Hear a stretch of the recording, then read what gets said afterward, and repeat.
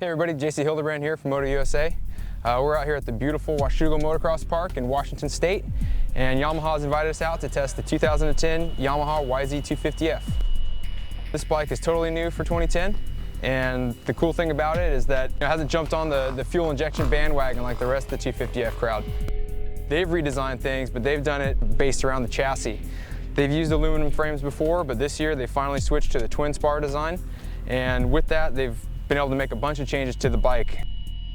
Basically, like, the fuel tank sits down inside the chassis now. The steering head has been moved rearwards and down.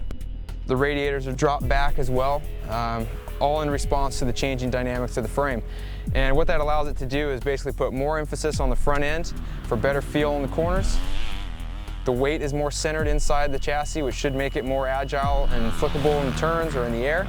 Basically, the bike is supposed to be a much better handler, as well as some improved flow through the airbox for increased throttle response, more grunt out of the corners, something these 250Fs need. So we've already got our first official crash of the day finished with a little tip over here in the photo shoot. So now that that's out of our system, climb on, let's go for a ride.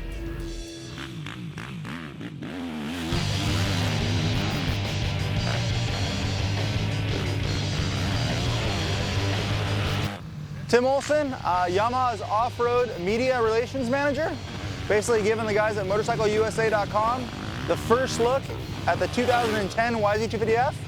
We're really proud of this bike. It's pretty much all new from the ground up. Has a host of really important changes that just make it a really lightweight, nimble handling bike that I think pretty much anybody racing a 250F class will really enjoy.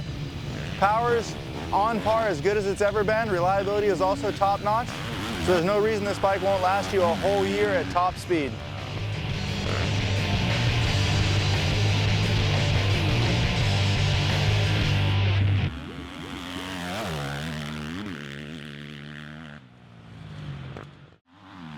Well, that's our first day of riding here at Washougal on the 2010 YZ250F. This thing's a ton of fun, and it's way different than the old bike. So some of the things to notice is that it really handles differently. That was really the primary goal for these guys, it seems like. And it definitely handles more quickly than the last one.